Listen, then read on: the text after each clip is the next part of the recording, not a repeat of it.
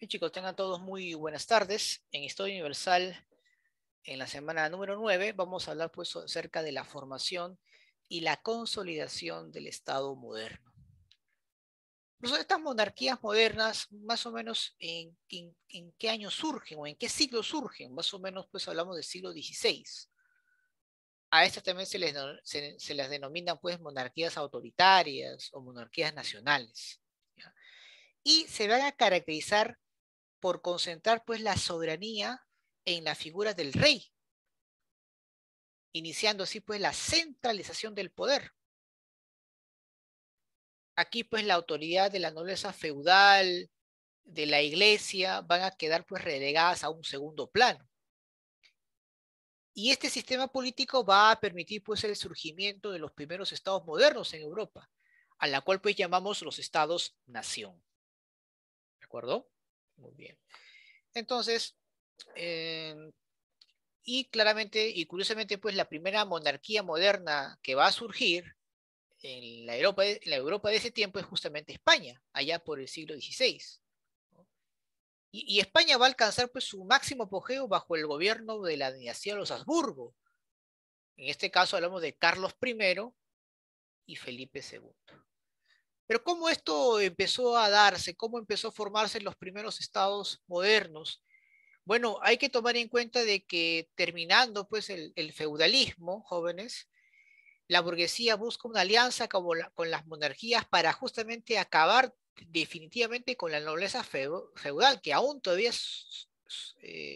existía, y también delimitaba pues el poder en el poder político a la iglesia. ¿De acuerdo? Muy bien. Entonces, algo también importante siempre que hay que tomar en cuenta. Por eso era importante pues fortalecer el poder monárquico para arruinar a la nobleza feudal y debilitar a la Iglesia Católica. Esto básicamente se va a dar pues en el marco pues de la expansión europea entre el siglo XV y siglo XVII, jóvenes. Las grandes exploraciones cuyo principal propósito fue pues la búsqueda de nuevas rutas comerciales. Justamente pues la burguesía se había enriquecido enormemente gracias pues a esta distribución, gracias a este intercambio comercial entre Oriente y Occidente, pero va a haber un momento en que en el año de 1453, con la toma de Constantinopla, los turcos otomanos deciden pues irrumpir en ese lugar. Hay una paralización del intercambio comercial.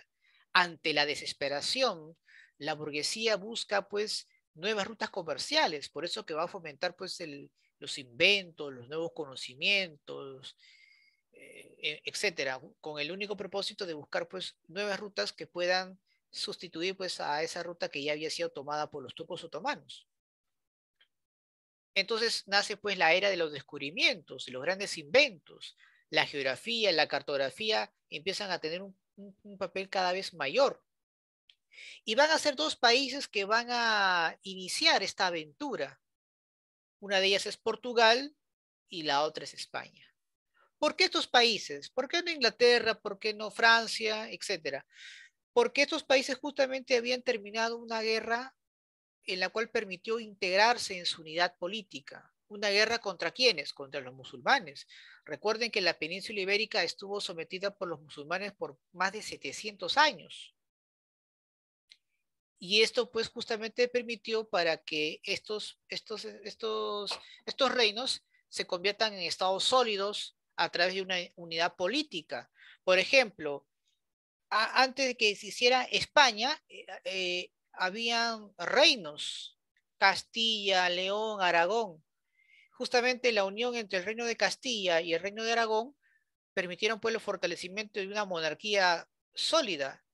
Los reyes católicos, Fernando e Isabel, logran pues la unidad política y eso permitió pues afianzar ese poder invirtiendo, promoviendo los viajes de exploración. Aunque claramente pues los portugueses se aventuraron ellos primero, debido a que, a diferencia de España, los portugueses ya habían establecido la primera escuela náutica en Sagres. Y por lo tanto, fue la primera en promover pues estos viajes. Tanto es así que van a surgir grandes navegantes como Bartolomé Díaz, Vasco da Gama, Pero de Álvarez Cabral, que van a llegar pues a Oriente e incluso a Sudamérica utilizando pues otras rutas con el propósito pues de llegar, repito, a Oriente, ¿correcto? Entonces eso digamos es algo muy, muy importante pues tomar en cuenta. Muy bien. Entonces, pues, las causas de esta expansión europea tienen que ver, pues, que los turcos otomanos conquistan Constantinopla, bloquean las rutas comerciales hacia Oriente. Eso obliga, pues, a la burguesía en la búsqueda de nuevas rutas comerciales, ¿no? Hacia Oriente, hacia las Indias. Y como ello, pues, surgen los inventos, los nuevos conocimientos, mayormente, pues, que permiten la circunnavegación, ¿no? La brújula, carabelas, cartografía, portulanos, etcétera, etcétera, etcétera. ¿De acuerdo? Muy bien. Profesor, acá cuáles van a ser las consecuencias de la expansión europea y por la cual, pues, sin proponérselo, se encuentra con el Nuevo Mundo, es decir, con América. Bueno, entre las causas culturales tenemos pues la expansión de la civilización europea, se produce pues la occidentalización, es decir, la imposición de la cultura europea sobre la cultura americana. Se produce pues una serie de conocimientos tecnológicos. Europa va a trasladar su tecnología a América. Va a haber pues un intercambio de productos.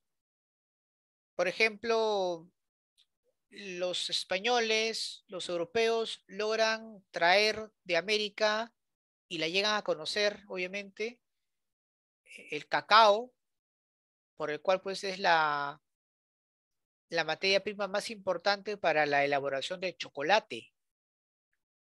Llegan a conocer especias como la canela, la papa.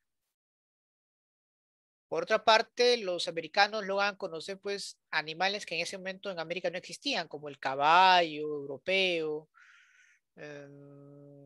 la, la gallina, la vaca, el cerdo, etcétera, ¿no? Entonces empieza pues un intercambio de productos y animales intenso, ¿no? Como parte pues de ese encuentro entre Europa y América.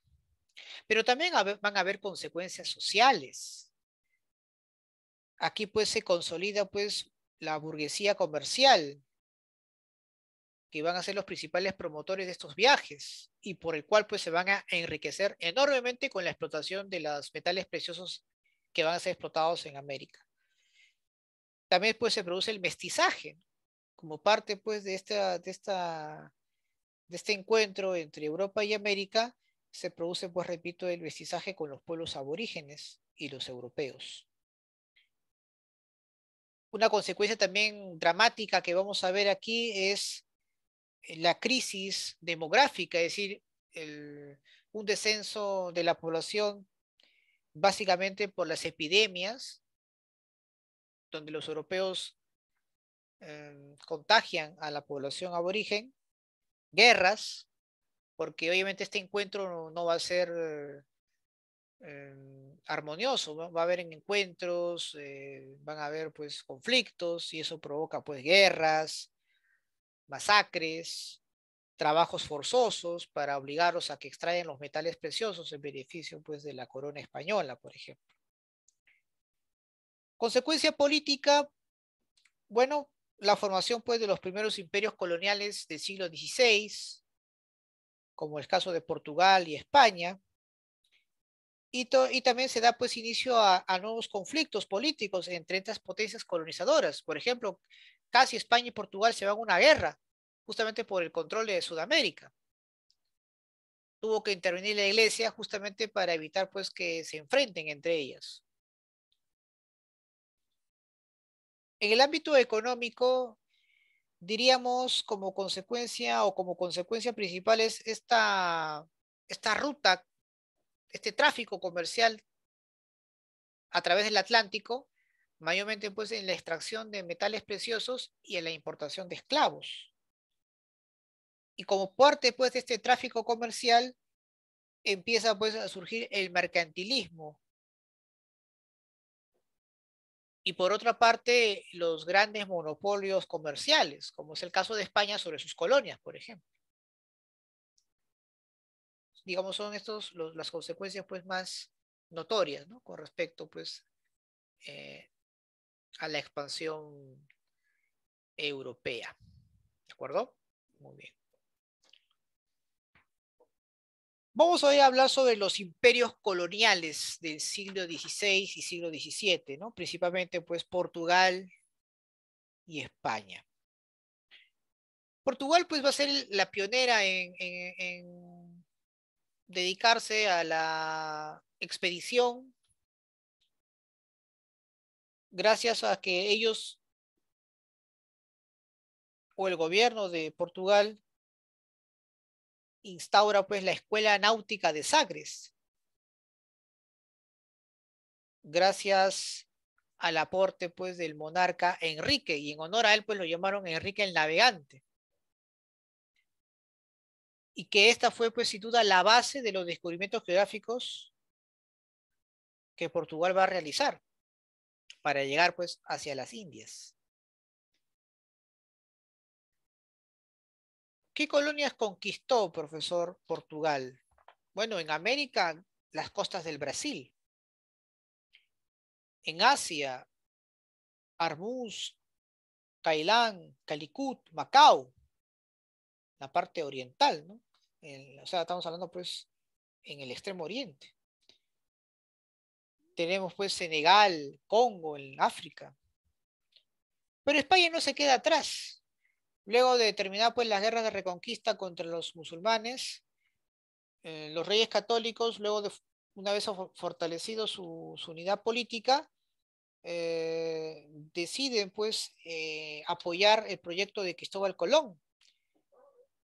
Colón no solamente pues recibe el apoyo de los reyes católicos, sino también pues de empresas privadas, ¿no? De capitales privados, como el señor Santangel, de origen judío.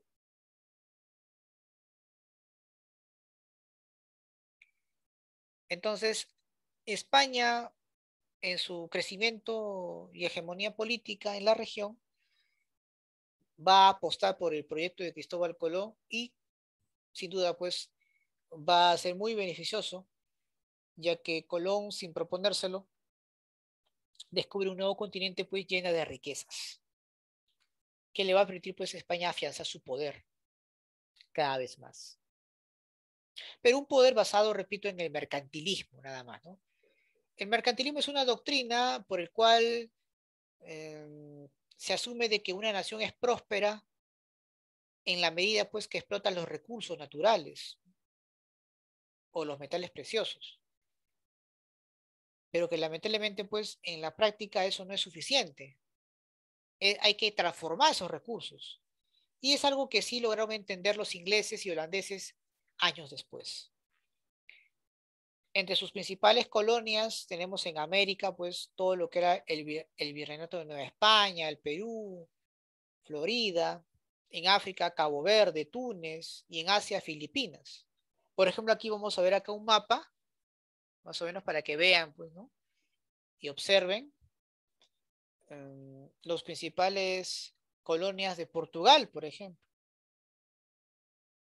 Y también, pues, las colonias de España.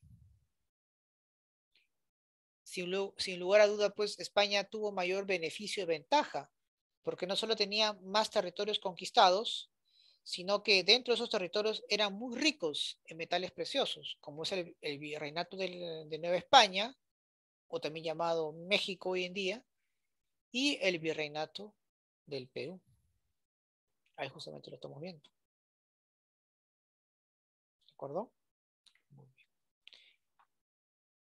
Luego, pues, de invadir estos lugares, de explotar los recursos naturales y afianzar y enriquecerse en base a costa del saqueo y el sufrimiento de mucha gente, estos estados empiezan a ir consolidándose en base, pues, a los principios e instituciones. Por ejemplo, uno de los principios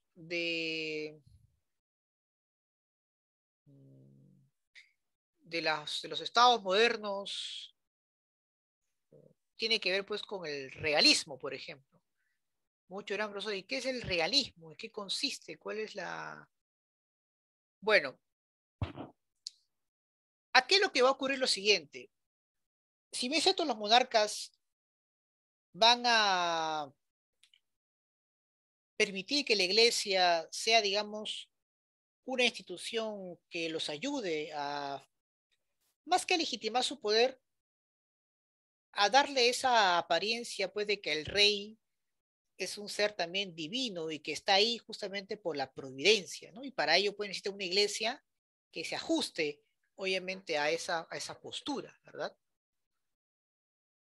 Pero obviamente, como los monarcas tienen que tener pues mayor preponderancia como gobernantes y que obviamente el Papa no tiene que tener pues que tener ciertas atribuciones que le corresponden al monarca por ser obviamente el jefe de Estado, es por eso que se aplica el regalismo, ¿no? Es decir, el poder del Papa en asuntos nacionales, como la administración o la gestión del Estado, no puede pasar por encima de las atribuciones que son competencia del rey, ¿no? Acá las iglesias más bien, eh, o la iglesia en sí, tiene pues que respetar, ¿no?, las decisiones que el rey va a hacer como jefe de Estado, como rey, ¿no?, del Estado moderno. Otro principio que claramente vemos de los estados modernos que hasta el día de hoy perdura es el centralismo, ¿no? La concentración de los poderes del Estado, principalmente en las capitales. Casi todas las ciudades o las capitales de estos países se concentra ahí el poder, ¿no? Está el poder ejecutivo, el poder legislativo, el poder judicial, por ejemplo. Los estados modernos para fortalecerse van a necesitar de instituciones, jóvenes. Por ejemplo, la nobleza que ya estaba en decaimiento, para poder ser parte, obviamente, del círculo de las autoridades o de los gobernantes, en especial del monarca, van a, pues, a establecer ciertos vínculos de cercanía. A esto pues se le conoce como los cortesanos, es decir, van a ser aceptados por los reyes, por los monarcas, pero que estos obviamente tienen que estar bajo su disposición.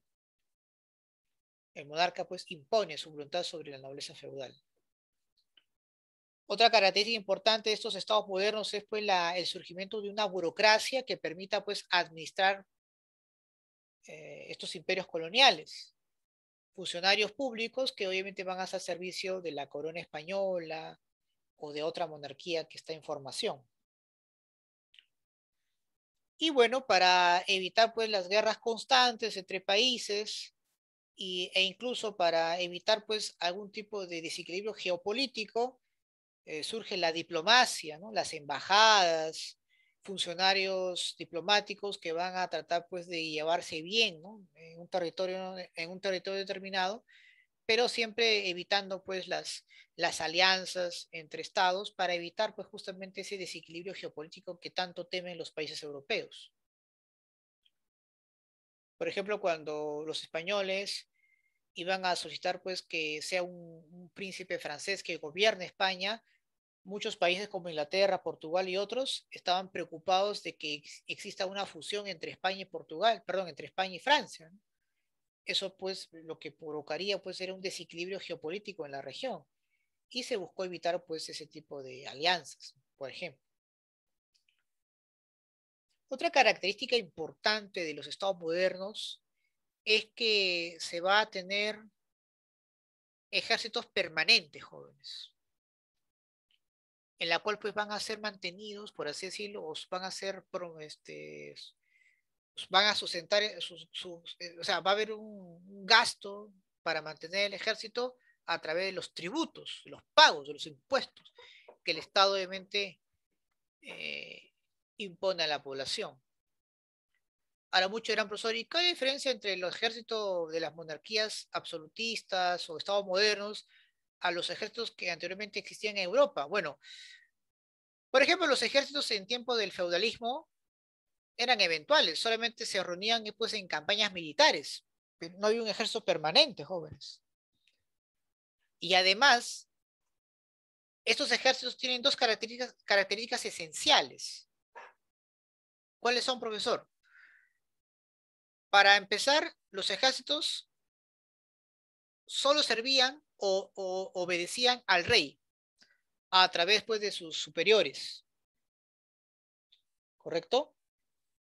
Ahora, otro aspecto importante. ¿Cuál, profesor? Aparte de que los ejércitos del rey eran de carácter permanente, regulares, todos los soldados jóvenes estaban bajo una misma instrucción, por sus superiores, obviamente, y estaban integrados netamente por la población nacional. Y más bien evitaron contratar mercenarios, como lo habían pues en otras épocas, por ejemplo. O soldados pues foráneos. Acá lo que se buscaba eran soldados de formación nacional, donde se iba a inculcar pues el nacionalismo, el patriotismo. Aquí pues, como repito, ¿no? La idea de Estado-Nación empieza a formarse justamente en esta época, donde la importancia de la bandera, del escudo, empieza pues a tener una clara definición de ese concepto justamente en estos tiempos.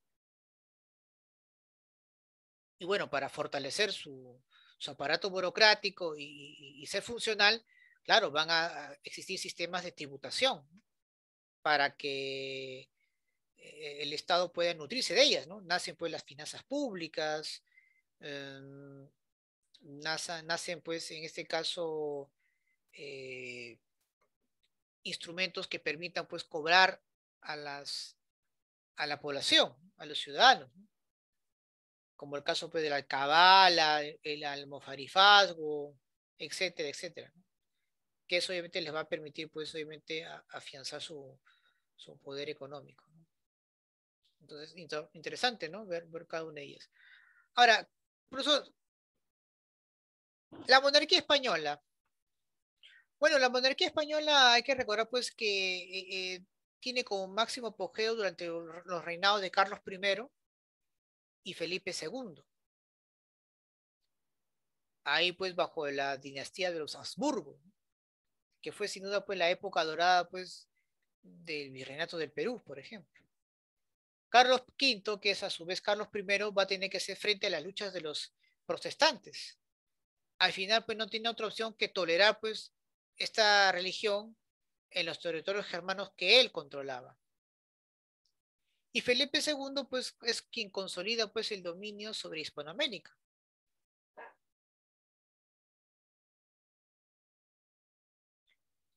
Debemos recordar pues que el siglo XVI es conocido como el siglo oro del oro español. Por eso que en ese tiempo España se había convertido pues en la primera potencia del mundo.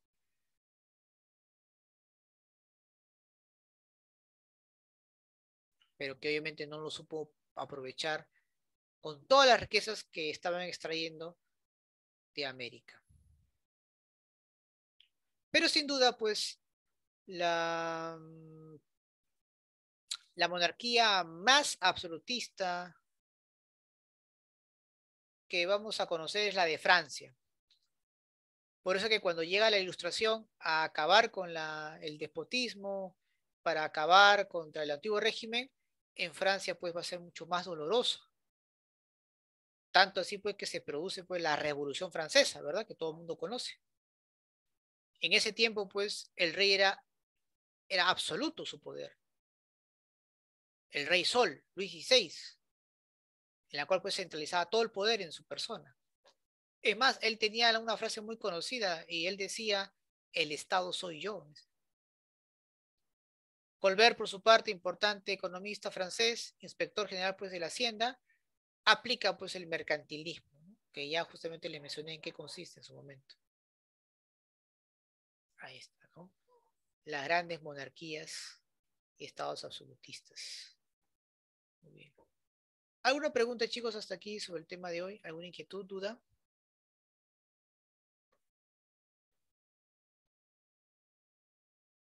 Primera pregunta, dice. Los viajes portugueses bordeando la costa africana se coronaron con el descubrimiento de la ruta de Calicut. Para España, el descubrimiento de las Indias occidentales fue realizado ¿por quién?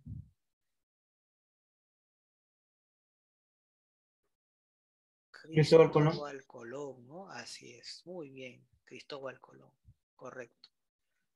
2. La necesidad de metales preciosos y la búsqueda de la ruta al oriente fomentó pues la invasión a América y que fue pues impulsada económicamente ¿por quiénes? La burguesía judía catalana. Claro, por la burguesía, ¿no? Y que obviamente la corona española lo único que hacer es poner pues el aporte del apoyo político, ¿no? Correcto, muy bien.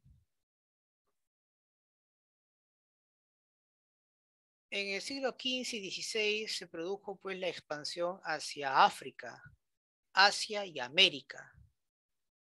Los portugueses y los españoles desempeñaron pues roles fundamentales en esta empresa. Una de las consecuencias de este proceso fue el desarrollo de la revolución industrial en Portugal, el colapso político de su imperio del Lejano Oriente, el confinamiento del Islam al Medio Oriente o la crisis demográfica que afectó al Nuevo Mundo.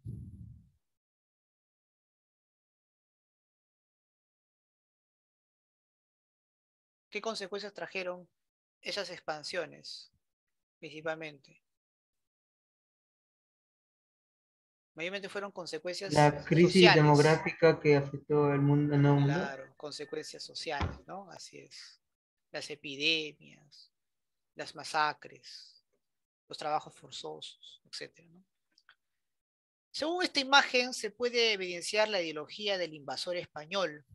Determine en qué consiste principalmente. A ver, ¿cuál sería aquí? La imposición militar de España sobre los indígenas, el uso de la sabiduría invasora sobre los pueblos nativos, la ayuda de elementos cristianos en la invasión española, la inferioridad pues, de los pueblos nativos en comparación con el español. Bueno, la D no tiene nada que ver, ¿no? Según la imagen ahí, mayormente, ¿qué estaban utilizando mayormente como forma pues de su imposición?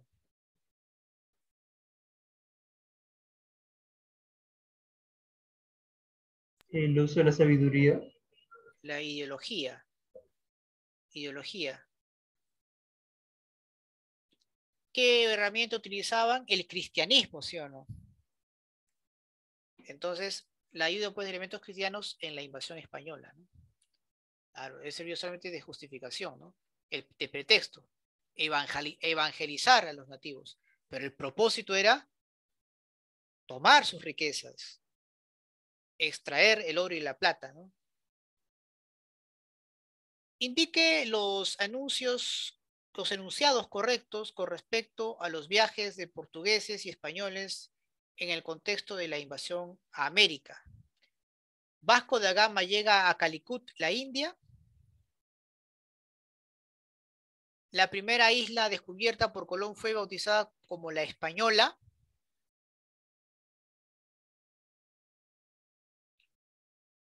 Álvarez de Cabral llegó a las costas actual del Brasil.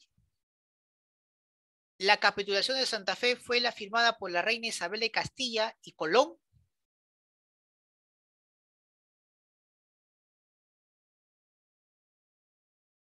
Bueno, de hecho, 1, 3 y 4. claro, 1, 3 y 4, correcto, ¿no? 1, 3 y 4. Porque recuerden que la primera isla que descubrió, pues, era Guananí, ¿no? Y no llamó, pues, no la llamó la española, ¿no? Eso la llamó, pues, obviamente, otra isla, ¿no? Claro, entonces 1, 3 y 4, ¿no? La respuesta es la B. Muy bien.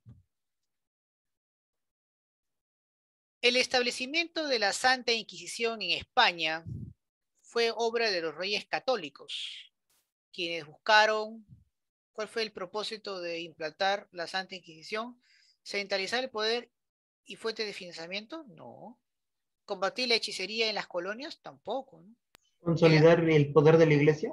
Consolidar el poder de la iglesia, ¿no? A través de ella, pues, iban a controlar, pues, el poder político y económico, ¿no? Muy bien, excelente. Recuerden que España y Portugal pues eran muy católicos, a diferencia pues de Inglaterra y otros países, ¿no? Los mapas basados en la experiencia náutica que fueron muy importantes en los descubrimientos geográficos por el Océano Atlántico a fines del siglo XVI, perdón, siglo XV y XVI, se denominaron, ¿cómo se llaman esos mapas? Portulanos, ¿no? Los portulanos. Ahí está, ¿no? Portulanos. Los adelantos técnicos y científicos del siglo XV hicieron posible los viajes de exploración y descubrimiento de nuevas tierras.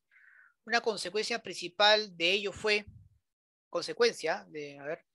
la consolidación del cristianismo como religión universal, la victoria del Imperio Español sobre el Imperio Británico, el dominio español sobre las costas occidentales de África o el predominio europeo sobre los territorios en otros continentes. La D, ¿sí o no? Claro, ¿no? Eso les permitió pues, tener cierta ventaja sobre otros lugares como América, Asia y África. 9.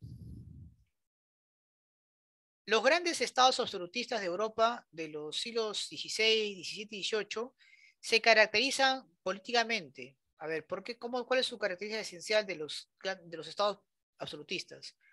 Por ser movimientos campesinos y la derrota de la nobleza feudal, la centralización política y el triunfo de la soberanía sobre las soberanías feudales fragmentadas, por la reforma protestante y la ruptura con el papado, los descubrimientos geográficos y la ampliación de las rutas comerciales. Bueno, acá habla básicamente de una característica política, no económica. Los matrimonios entre los herederos de las dinastías dominantes. Bueno, una de las características dentro de lo que son los principios, en este caso, instituciones, era pues el centralismo, ¿no? Político. El principal objetivo pues era anular así, de esta manera, a los señores feudales. Entonces, básicamente la respuesta es la letra B de bueno. Muy bien, muy bien.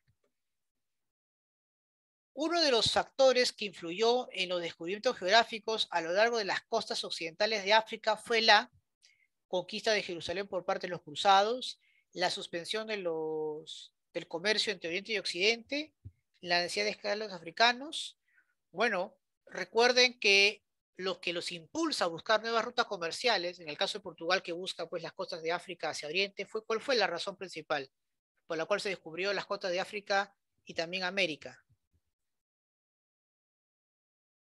La suspensión, ¿no?, del comercio entre Oriente y Occidente, por lo tanto van a tener que buscar otras rutas comerciales, ¿no? Muy bien, muy bien. Excelente. Bien, jóvenes, tengan todos muy buenas tardes. Vamos a continuar con la clase en Ciencias Sociales. Esta vez vamos a hablar sobre historia del Perú. Precisamente nuestro tema de hoy es el primer militarismo y la prosperidad falaz. Esto hay que recordar pues que luego de la independencia del Perú, la situación política, económica y social casi no había cambiado absolutamente en nada, ¿no? Por ejemplo, en el aspecto social todavía pues existía la servidumbre, la esclavitud, los sectores populares seguían cada vez más marginados, la política ahora estaba en manos de la élite criolla que estaba o se sentía incapaz de poder gobernar un país lleno pues, de conflictos y caos. Y bueno, pues la única institución organizada que podía hacer frente a este caos eran pues los militares, que al final van a ser instituciones o personajes que van a gobernar acorde pues a los intereses de los criollos, ya sea pues de los conservadores o de los liberales, ¿no? Que también ya comentaré en qué consiste. Pero principalmente, ¿qué es el primer militarismo, profesor? A ver. Bueno, diríamos que fue un periodo de inicios de nuestra República Peruana, donde los caudillos militares van a disputarse el poder político, desatando pues la anarquía. Estos militares pues se sentían con todo el derecho de gobernar el país debido pues a que gozaban de mucho prestigio, ¿no? Era una institución bien organizada Sin embargo, pues no contaban con un proyecto político que permitiera pues fortalecer al país. Más bien se preocuparon por defender sus propios intereses y de la élite criolla, que son las que obviamente van a respaldar a estos militares debido a que ellos no podían hacerlo directamente, ¿no? Entonces era por eso que el militarismo en el Perú se fortalece debido pues ante la ausencia, ante la incapacidad de la élite criolla de gobernar el país. Y esta inestabilidad se va a reflejar pues en una serie de golpes de Estado que se van a dar entre militares conservadores y militares liberales, por ejemplo. Y es una etapa también donde se inicia pues una fuerte dependencia del capital británico. ¿Por qué, profesor? Porque dentro del contexto internacional, Inglaterra pues ya se había afianzado su economía en América Latina y en todas partes del mundo, producto pues de la primera revolución industrial. Se había convertido pues en la primera potencia del mundo. ¿Cuáles vienen a ser acá las principales características del Perú a inicios de la República, profesor? Bueno, en el ámbito económico, claramente vemos pues una dependencia mayor de nuestra economía sobre el capital británico por los préstamos que nos realizaba como parte pues, de las campañas de independencia, por las inversiones que realizaba y en la extracción después de nuestros recursos naturales. Nuestro aparato productivo estaba completamente destruido por las guerras de la independencia. Las producciones agrícolas, mineras, habían decaído tremendamente y los circuitos comerciales pues estaban completamente debilitados. ¿Por qué? Porque durante la época colonial no pudimos desarrollar una industria propia. El sistema económico que España imponía sobre sus colonias provocaba justamente que no pudiéramos tener un desarrollo propio, una industrialización.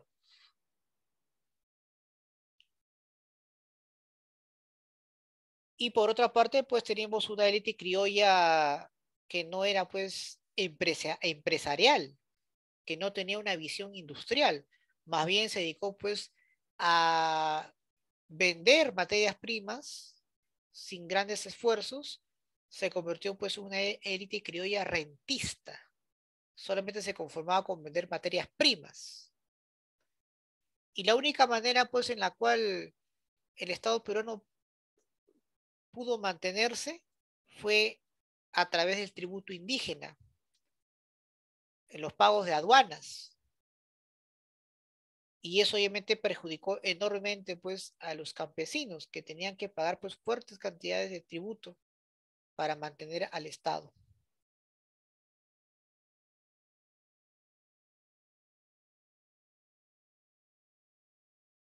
Ahora bien, otro aspecto importante, jóvenes, que tenemos aquí presente en el ámbito social es que aún todavía pues la servidumbre,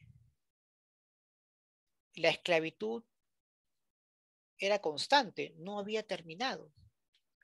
La población en general seguía siendo marginada. Teníamos una escasa población, a pesar de tener un territorio enorme, más o menos 1,5 millones de habitantes. Eso si comparamos a la actualidad, pues eso es increíble, ¿no? Hoy en día, pues 1,5 millones de habitantes no es nada.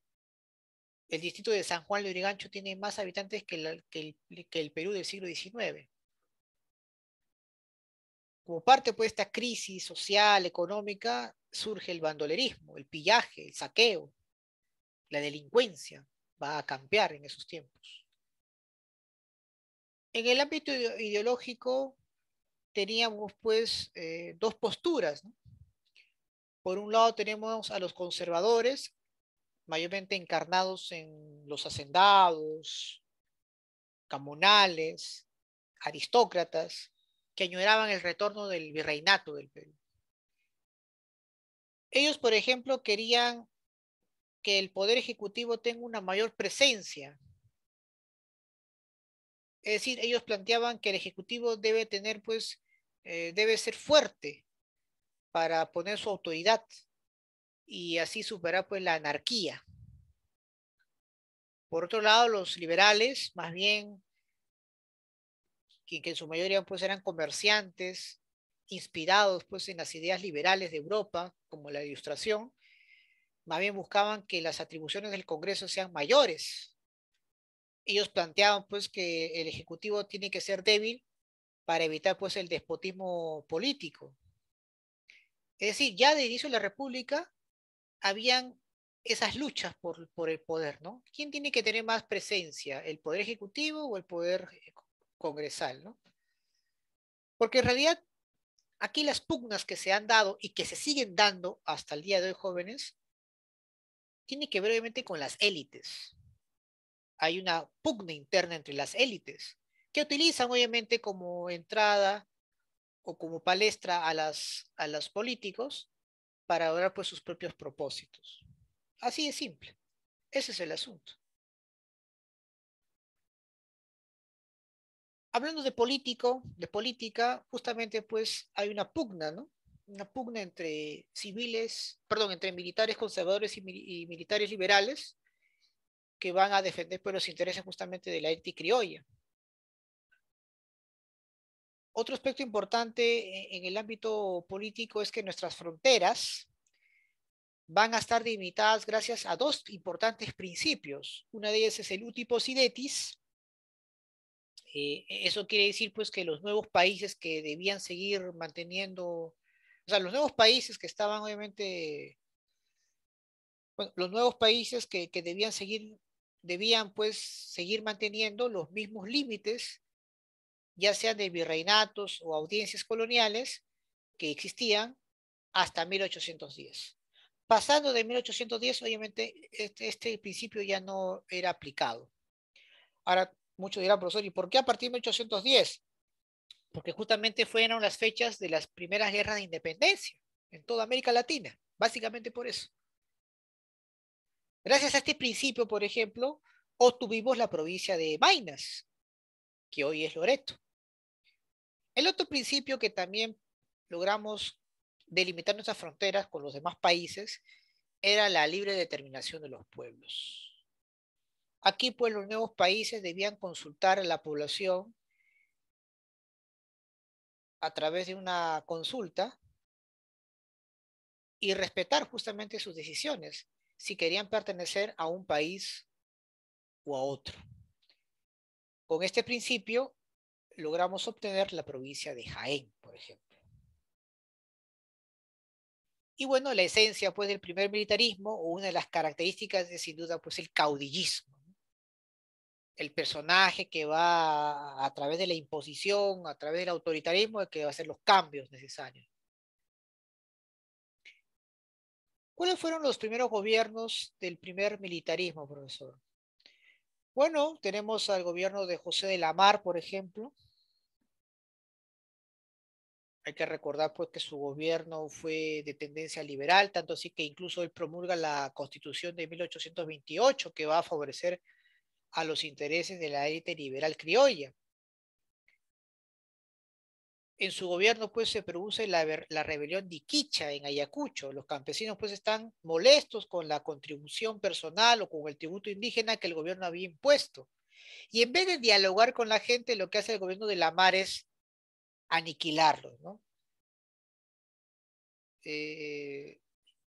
Castigarlos severamente. Es algo interesante porque esta situación, porque la élite criolla limeña principalmente, de por sí despreciaba a las masas campesinas y los catalogaban pues de personas ignorantes, ebrias, salvajes, y utilizaron pues ese pretexto para castigar a los pueblos indígenas, principalmente en el sur del Perú, como es el caso de la comunidad de Iquicha. Lo paradójico de estos jóvenes es que cuando Orbegoso estaba en problemas, recuerden que Orbegoso es representante de los liberales, pide apoyo a los iquichanos. Cuenta pues que Orbegoso prácticamente se arrodilla ante los iquichanos para pedir su apoyo frente a los conservadores. Cosa curiosa, pues, ¿no? Que los liberales en su momento lo habían, pues, ninguneado, pues, a la gente, ¿no? Pero es algo curioso, ¿no? Que antes, como no les era útil, lo menospreciaban, pero ante la crisis que tenía en ese momento con los conservadores, piden su apoyo. Pero bueno. Otro aspecto importante que vamos hoy día a ver sobre el gobierno de Lamar, por ejemplo, es que con él pues se inicia una guerra, la guerra con la Gran Colombia. ¿Y por qué, profesor, se da esta guerra? Mayormente por problemas territoriales, ¿no? Colombia o la Gran Colombia buscaba pretensiones territoriales. Quería mayormente posesiones de Guayaquil, Tumbes, Jaén, Maynas, etc., ¿no? Y el Perú obviamente no va a aceptar eso porque sin duda pues ya se habían delimitado los territorios y se tenía que respetar. Pero la Gran Colombia pues insiste pues en esa situación. Y aprovechando pues el descontento entre Bolívar y las élites criollas del Perú, que claramente pues no fue muy bien atendido luego de la batalla de Ayacucho, se da pues este enfrentamiento. Al final, Lamar decide firmar el convenio Girón con la Gran Colombia, que es un acuerdo para decidir o resolver por la vía diplomática este conflicto. Y mientras estaba realizando este convenio, Gamarra, con el apoyo de los conservadores, le da un golpe de Estado al gobierno de Lamar. Y es así pues que él asume la presidencia bajo el carácter conservador, autoritario, firma con la Gran Colombia el Tratado de la Reagual, donde al final pues se logra obtener la paz con la Gran Colombia. El Perú le entrega Guayaquil y a cambio Colombia renuncia a sus pretensiones de tomar posesión de Tumbes, Jaén y Maynas. Paralelo a esa situación, Gamarra también firma el Tratado Tiquina con Bolivia para evitar un nuevo enfrentamiento con ese país mientras estaba terminando de llegar a una negociación de paz con la Gran Colombia. Lo curioso es que al año siguiente de la firma del Tratado de la Reagual, la Gran Colombia se disuelve por problemas internos y el Perú va a tener que firmar un nuevo acuerdo con el Ecuador, con la naciente República del Ecuador, donde reconoce o ratifica que Guayaquil pertenece ahora a ese país a través del Tratado Pando Noboa. Si no fuera por su posición autoritaria y por tener asesores que lo van a ayudar pues a mantenerse en el poder, también pues hubiera dejado el cargo antes de terminar su mandato, ¿no? Porque había una fuerte oposición por parte de los liberales.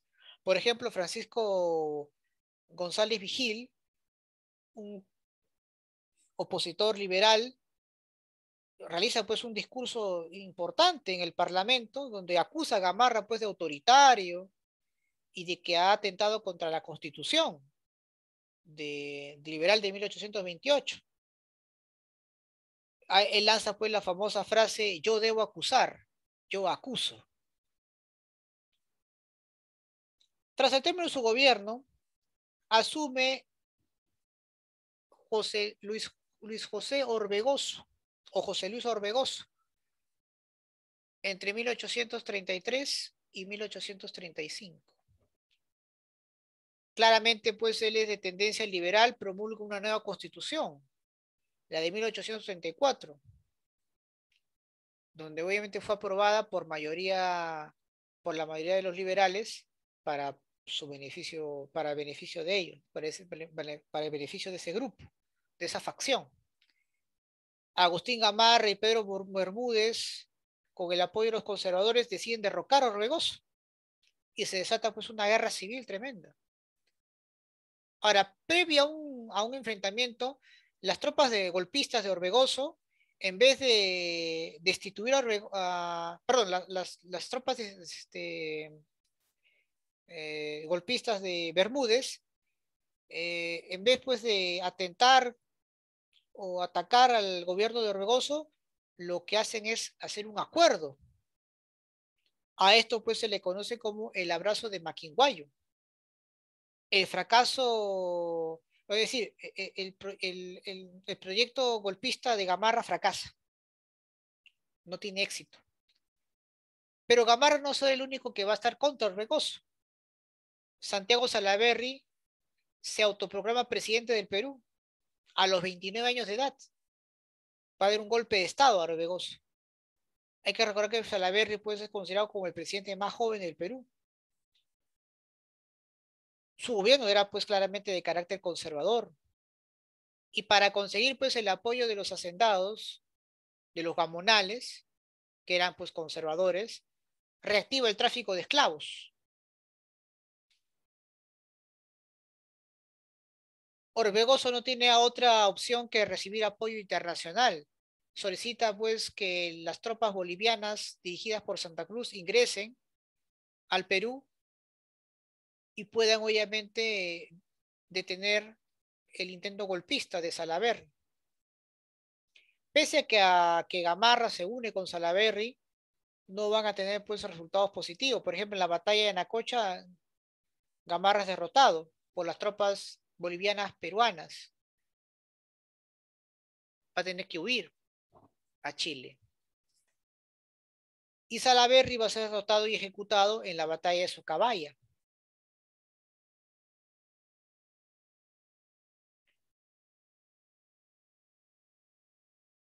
Santa Cruz le propone a Orbegoso formar una alianza política económica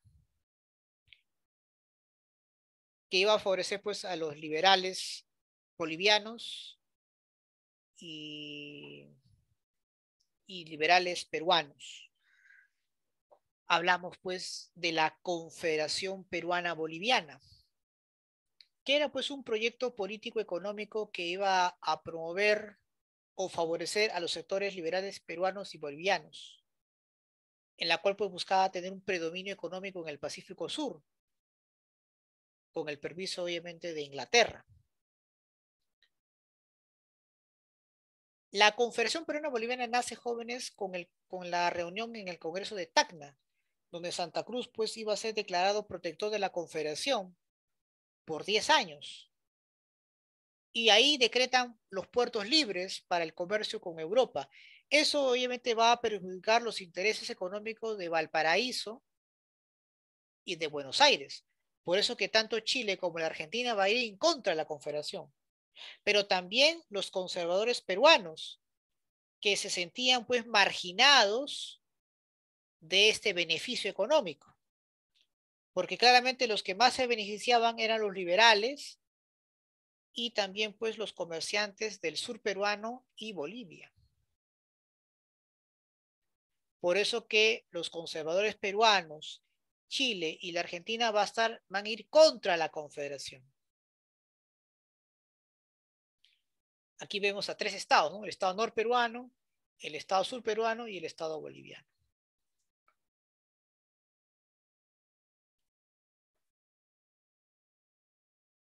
Se forman 2 expediciones, las famosas expediciones restauradoras, jóvenes. Aquí pues la primera expedición va a estar dirigida por Chile, donde participa la Argentina, pero van a ser derrotados por las tropas de la Confederación y los obligan a firmar el Tratado de Paucarpata.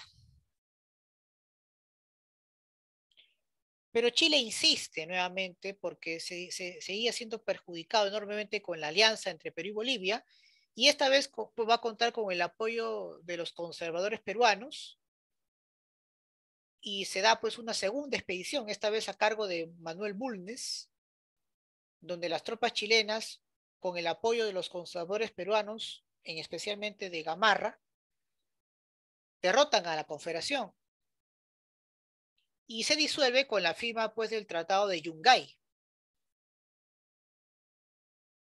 Tras la disolución de la Confederación, Agustín Gamarra vuelve a gobernar e intenta anexar Bolivia. Y en ese intento, pues Gamarra es muerto, es asesinado en la batalla de Ingavi. Tras la muerte de Gamarra se produce una anarquía entre 1841 y 1844, donde al final pues Ramón Castilla derrota al gobierno de Vivanco y de esa manera pues Castilla logra estabilizar la política, al igual que también la economía del país, gracias a que en su gobierno se produce pues el boom del guano, la, o la era del guano, como lo quieras llamar, a la cual pues en este caso Agustín Gamarra, o perdón, Jorge Basadre lo llama la prosperidad falaz. Profesor, ¿en qué consiste la prosperidad falaz? Bueno, se trata pues de un periodo en el cual el Estado peruano obtuvo altos ingresos económicos gracias a la exportación del guano, pero que lamentablemente todo ese dinero no lo aprovechó para promover un desarrollo industrial. ¿Cuáles fueron los gobiernos, o en este caso, por qué, profesor, el guano era importante para el mundo? Bueno, hay que recordar pues que en esos tiempos ya se estaba consolidando el industrialismo y la revolución agrícola cada vez pues era mayor. La alta demanda de la población de alimentos y vestimentas hizo que Inglaterra pues hiciera una sobreproducción de sus tierras. Estas tierras obviamente se empezaron pues a ser maltratadas por el enorme gasto que realizaban, ¿no? Por el enorme desgaste que realizaban. Y se enteraron, gracias a una serie de investigaciones, que el guano peruano podía fertilizar estas tierras y por lo tanto pues seguir con la demanda, ¿no?, que el mundo estaba exigiendo, en la demanda de alimentos, de textiles, etc. Ahora bien, ¿qué gobiernos van a estar durante la prosperidad falaz? Bueno, hablemos pues de Ramón Castilla, ¿no? Es más, él establece pues el sistema de consignación del guano, en la cual pues le entrega primero esa concesión a los capitales ingleses, en especial pues a la casa Gibbs. Profesor, ¿a qué se refiere con el tercer debate doctrinario? ¿Qué es lo que van a discutir ahí? Bueno, aquí va a haber un debate sobre la participación de la política de los analfabetos, ¿no? Es decir, si ellos tienen derecho a votar o no. Por ejemplo, los que decían que no eran pues los que planteaban la soberanía de la inteligencia, promovida por Bartolomé Herrera, donde decían pues que solamente la élite criolla tenía derecho a la participación política. Mientras que Benito Lazo y Pedro Gálvez, más bien, ellos planteaban la soberanía popular, donde se le tenía que dar pues una oportunidad a las masas, a los indígenas, para tener pues cierta participación en la política peruana. En su primer gobierno, Ramón Castilla establece el primer presupuesto de la República. Mira, ¿eh?, el primer presupuesto de la República. Ramón Castilla también aplica o promulga la ley de la consolidación de la deuda interna.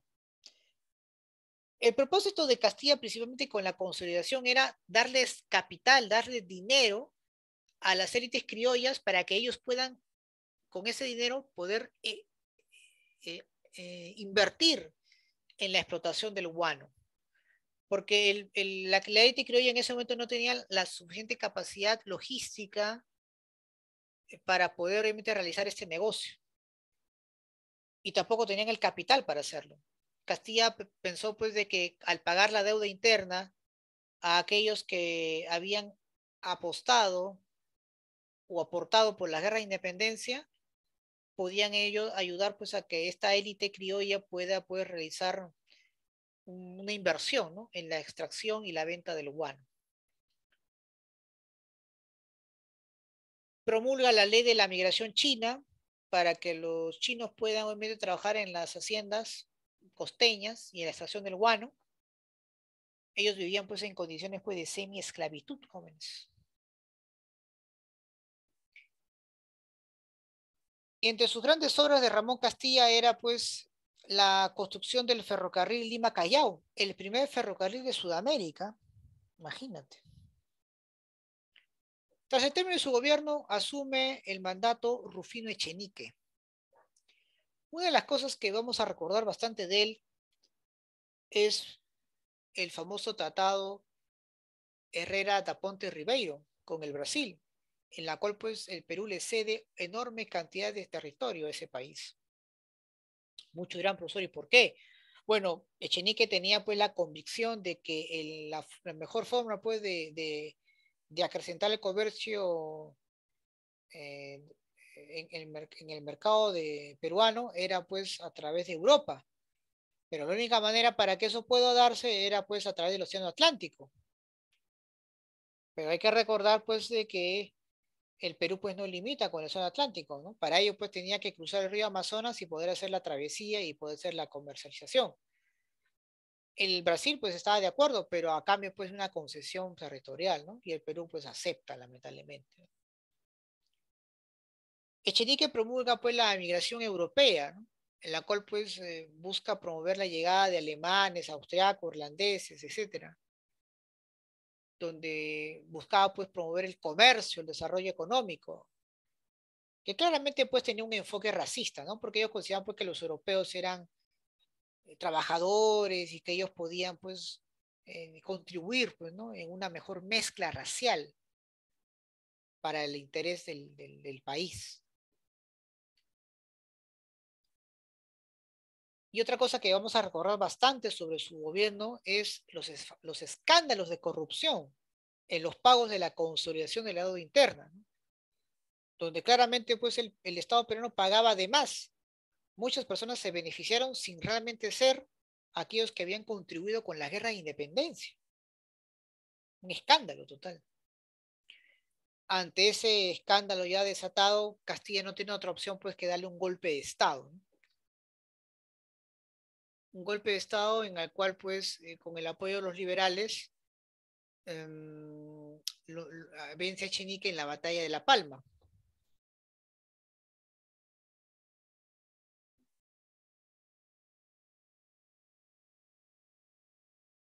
Y es así pues que Ramón Castilla, con el apoyo de los liberales, con el apoyo mayoritario de los esclavos, quienes le prometió pues que, que los iba a liberar si es que luchaban con él, logra derrotar pues a Echenique.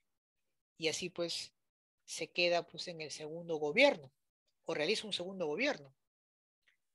Y una de las cosas primero que es abolir la esclavitud, que es una característica interesante de su gobierno, ¿no? En el ámbito social. Se produce una guerra con el Ecuador, en la cual pues el Estado del ecuatoriano fue obligado a capitular en el Tratado de Mapansingue. El Ecuador pues tenía una serie de deudas y quería pagar sus deudas con Inglaterra ofreciendo territorios, pero no de Ecuador, sino del Perú. Por eso fue el conflicto, ¿no? Que el Perú nuevamente va a molestar a Ecuador. Y para favorecer pues a los liberales, Castilla pues promulga la Constitución Liberal de 1856. Pero para evitar pues que los conservadores le den un golpe de Estado y que su gobierno pueda perdurar, decide establecer una constitución que favorezca a ambos grupos de poder, la famosa Constitución Moderada de 1860. Castilla sabía pues de que si quería seguir gobernando, tenía que contentar a estos dos grupos. Y eso es lo que tiene que hacer un gobierno si quiere seguir sobreviviendo, porque lamentablemente siempre hay pugnas al interior de un país y no les interesa pues el resto, sino defender sus propios intereses. Y si no hay un consenso entre ambos, simplemente pues hay una inestabilidad política. En este segundo gobierno, Ramón Castilla, a través de el señor Paz Soldán, elabora pues el primer mapa de la República del Perú. Y ahora pues con la ley de la consolidación de la deuda interna, los criollos peruanos tienen el capital necesario para invertir en la extracción del guano. Y es así que en el segundo gobierno de Castilla, terminado el contrato con los capitales británicos, el Estado peruano le da ahora la responsabilidad a que sean los peruanos que exploten el guano.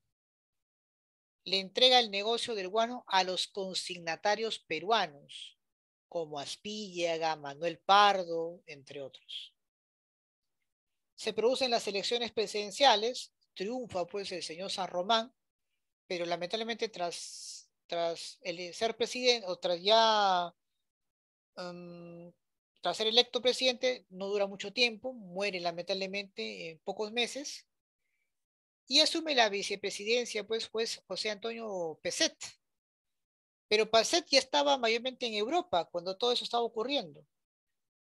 Y en ese momento pues es donde España, aprovechando un incidente en La Libertad, donde un peruano asesina a un peón español, decide pues posesionarse de las islas del Guano, en Chincha. Se produce pues la guerra con España, ¿verdad? Guerra pues en la cual Pezet quiso evitar, pero lamentablemente pues su decisión de tener una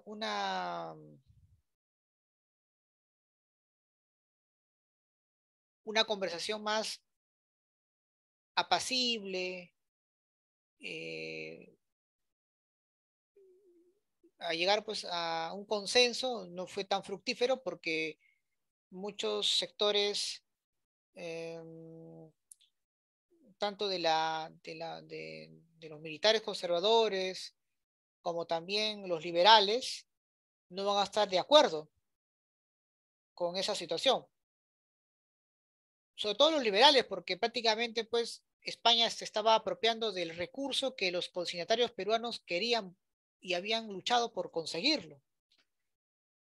Y es por eso que ellos van a apoyar a aquellos militares que van a ir pues contra España, como es el caso de Mariano Ignacio Prado, por ejemplo, que va a desconocer al gobierno de Pezet y va a iniciar pues una lucha frontal contra su gobierno y contra España. Al final, pues, España es derrotada, mayormente pues por sus propias contradicciones, por sus propios problemas, que por la eficacia de, de la, ¿no? del Perú y sus aliados, ¿no? ¿Cuáles son las modalidades, profesor, de venta del guano? Bueno, la primera modalidad fue la de arrendamiento, fue en la época de Agustín Gamarra, en la cual pues el Estado iba a alquilar las tierras a capitales foráneos para explotar el guano. Claramente pues este tipo de modalidad no era favorable al Perú, porque solamente conseguía pues un monto fijo y no le cobraba pues por la explotación y venta del guano. Luego esto cambia con el gobierno de Ramón Castilla y se implementa la modalidad de consignación, ¿no? Donde los consignatarios van a asumir los gastos de explotación y transporte, incluso la venta, y solamente lo único que ofrecen o solicitan es las ganancias, ¿no? Es una comisión, perdón, ¿no? Una comisión por toda esa actividad que iban a realizar, ¿no? Y claramente, pues, las ganancias iban a repartirse entre el Estado y los consignatarios, ¿no?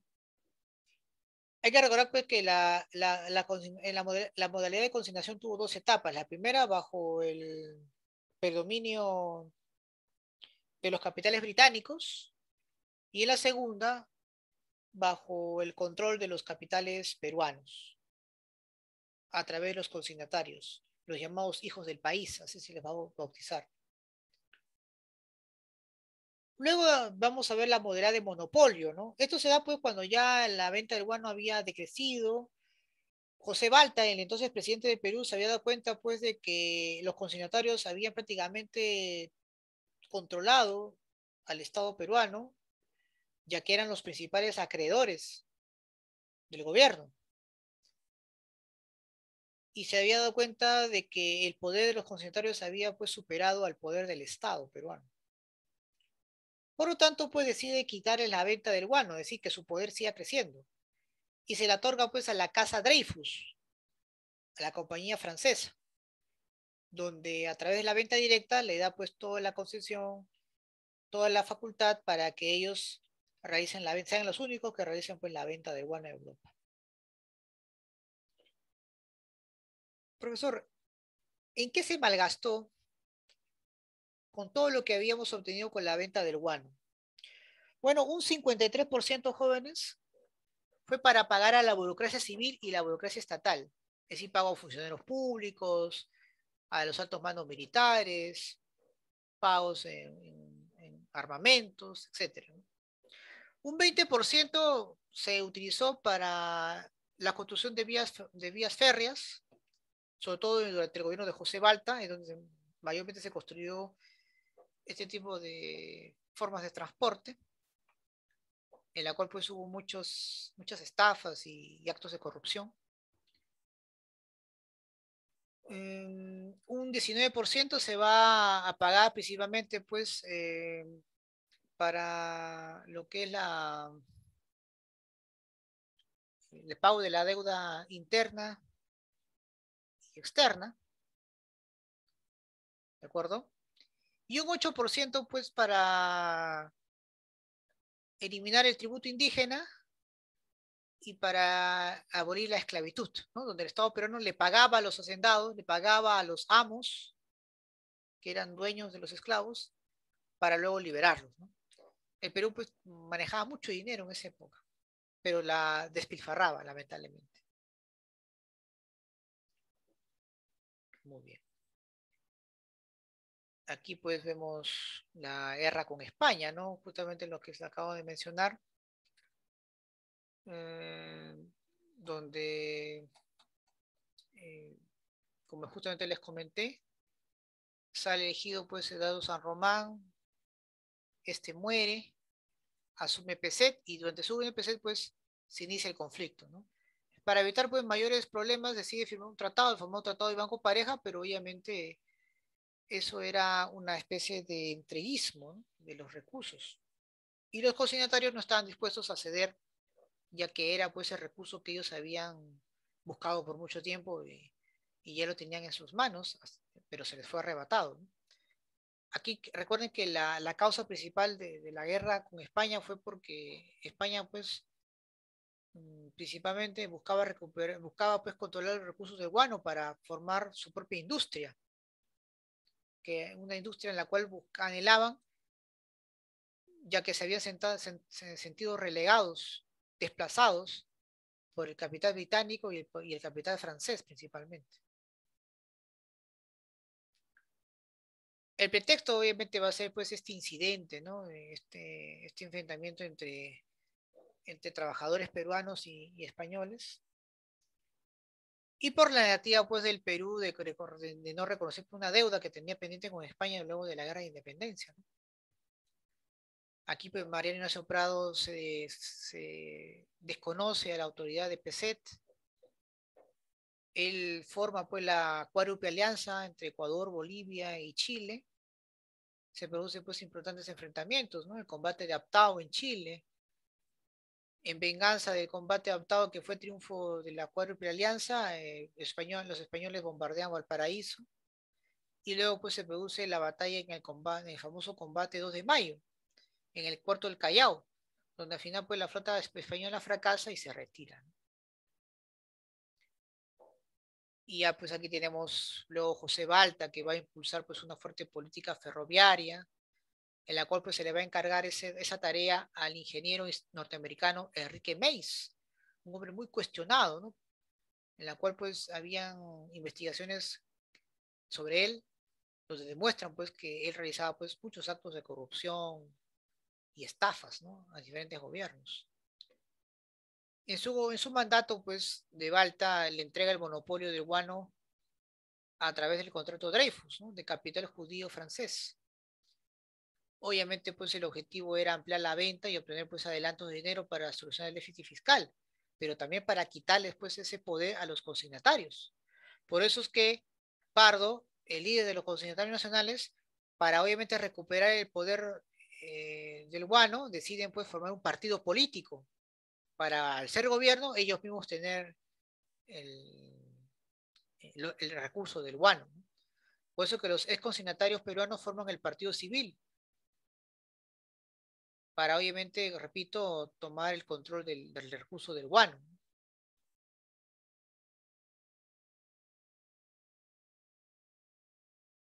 Y bueno, pues al final, pues eh, Pardo va a salir elegido presidente, va a ser el primer presidente civil del Perú, pero que no va a ser nada fácil porque los militares, principalmente los conservadores como Balta y los hermanos Gutiérrez, no van a reconocer el triunfo de Pardo. Es más, los hermanos Gutiérrez toman el poder por algunos días, pero lamentablemente la situación económica del país, un sector del ejército no lo apoyan y por eso que fracasa, ¿no?, su golpe de Estado contra Pardo. Y vamos a ser testigos, pues, del nacimiento del primer civilismo, tema, pues, que ya veremos cuando nos toque hablar sobre la guerra con Chile. ¿De acuerdo? Muy bien. Vamos a resolver rápidamente, chicos, las preguntas que están ahí en el blog, ¿ya? Un ratito.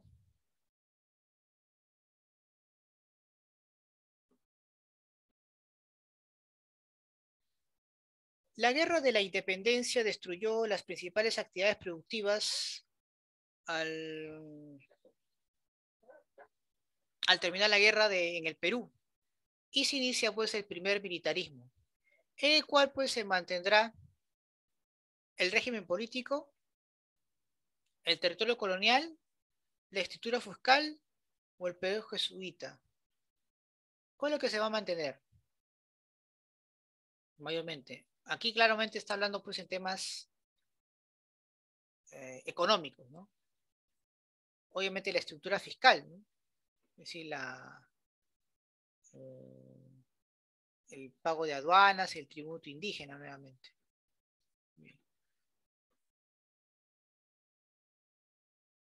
¿Cuál fue el territorio de la Gran Colombia que mediante el principio de libre determinación de los pueblos pasó al Perú? ¿Se acuerdan que les comenté?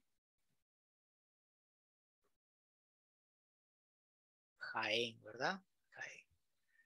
La Confederación Peruana-Boliviana fue liderada ¿por quién? Por Andrés Santa Cruz, ¿sí o no?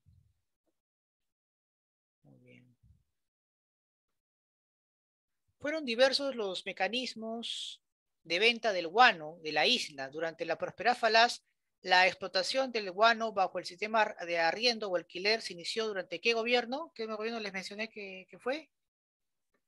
De Agustín Gamarra, ¿no? Y consignación fue Ramón Castilla, ya no te vas a olvidar. Los ingresos por concepto de la exportación de guano de las islas fueron destinados principalmente en expandir la burocracia estatal, en construir los ferrocarriles, liberar el tributo indígena o pagar la deuda interna. Mayormente, ¿en qué se gastó más? En mantener el aparato burocrático estatal, ¿no? Civil y militar, ¿sí o no? La A. Muy bien. Para acá. Acá. Ya. Durante la prosperidad falaz predominará la corrupción de muchos gobiernos. Señale un hecho ocurrido durante el gobierno del general Rufino Echenique. ¿Qué ocurrió? Algo que fue escandaloso, que eso provocó pues que Ramón Castilla se fuera en contra de él. La abolición de la esclavitud y el tributo indígena, se inició el sistema de consignaciones para exportar el guano, se firmó el Tratado de Herrera da Ponte y Ribeiro. ¿Cuál podría ser? A ver, ahí.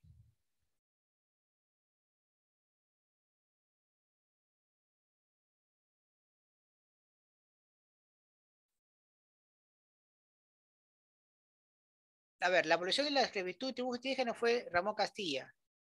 El sistema de consignaciones fue durante Ramón Castilla.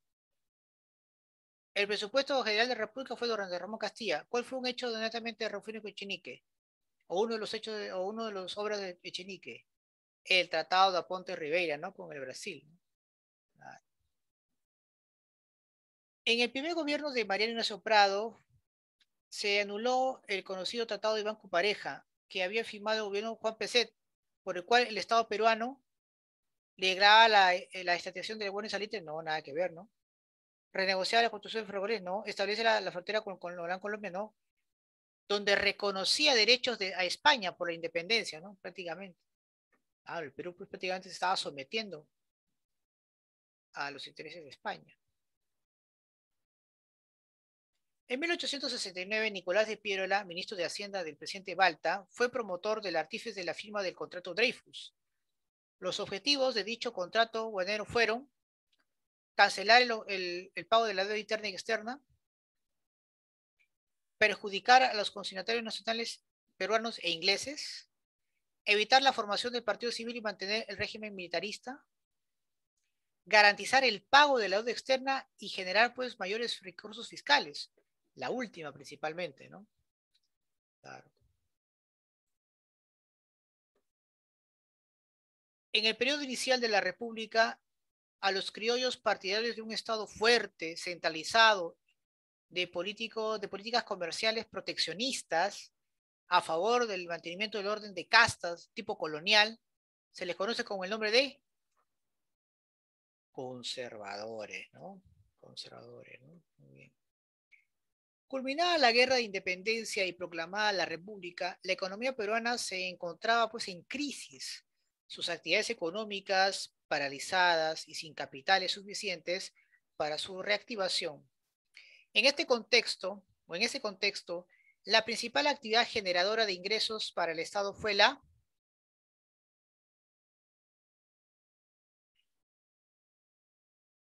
minería, la venta de algodón, azúcar, la ganadería. ¿Cuál fue la actividad generadora de ingresos para el Estado? Comercialización de lana y azúcar.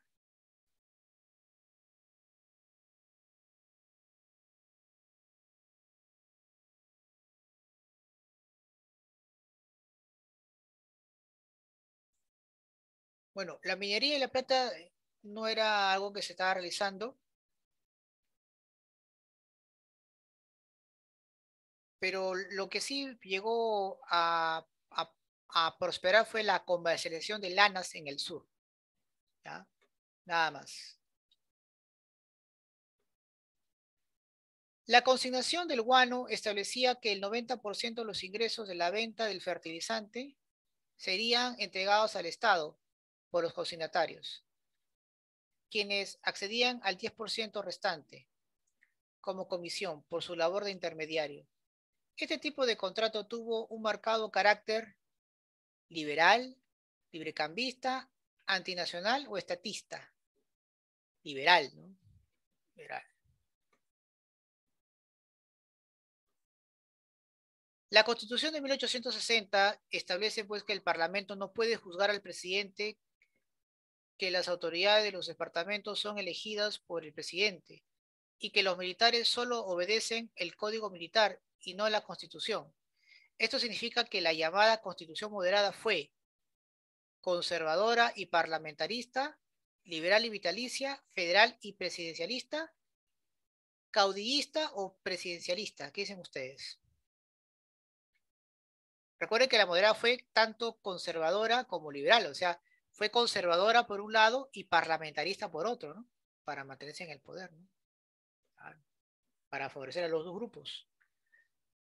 El comercio del guano hizo posible que el Estado peruano afronte los pagos de la deuda externa.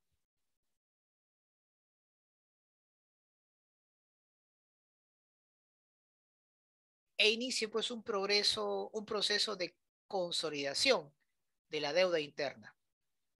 Este proceso se degeneró en una evidente corrupción, lo cual se hizo evidente con la multiplicación de la deuda del gobierno de Echenique, con la rebelión de los artesanos en Lima en 1858, cambio de constitución en el segundo gobierno de Castilla, o en 1862 en la entrega del comercio guanero a los nacionales.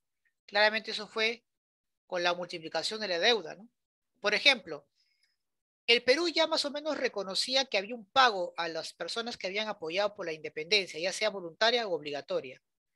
Más o menos se estipulaba que era una deuda de 5 billones, jóvenes. Pero al final este gobierno de Echenique salió pagando 35 millones. Claramente, pues obviamente se había cuadriplicado enormemente, ¿no? La deuda que el Perú tenía sobre estas personas. Ahí claramente pues habían actos de corrupción. Ya era muy escandaloso. Ya. Muy bien, chicos. Mis jóvenes, tengan todos ya muy buenas noches. Vamos hoy día ya para finalizar esa parte en el curso de Ciencias Sociales. Vamos hoy día pues a estudiar lo que es economía. Es interesante primero mencionar pues el origen etimológico, ¿no? del término economía, ¿no? Recuerden que la palabra economía pues proviene de dos voces griegas, ¿de acuerdo? Hablamos pues de oikos y nomos, ¿no? La primera obviamente significa casa o hacienda y la segunda pues es administrar, ¿no?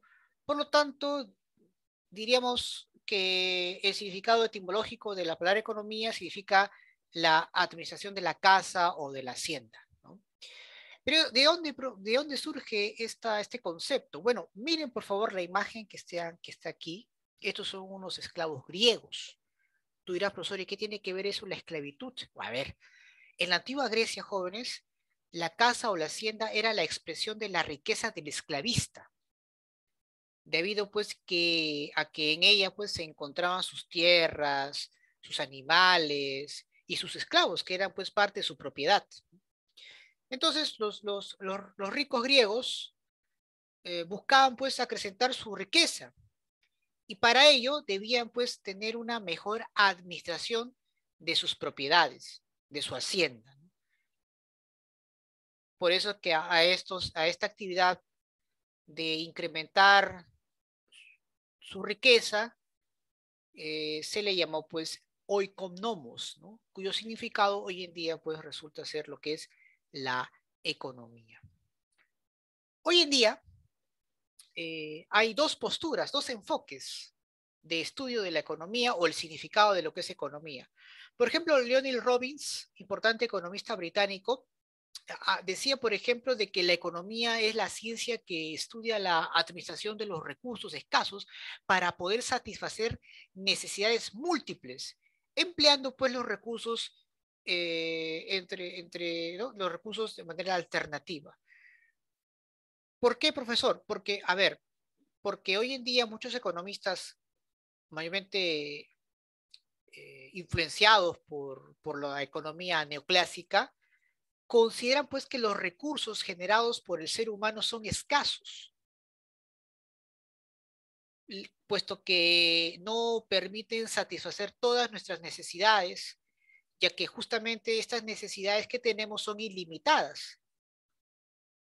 Entonces, debido pues a que el hombre es un ser insatisfecho y que busca pues satisfacer la mayor cantidad de ellas, entonces surge obviamente una constante preocupación en la sociedad. Cómo lidiar contra los recursos que son escasos, por un lado, para poder satisfacer unas necesidades que son altamente ilimitadas. ¿De acuerdo?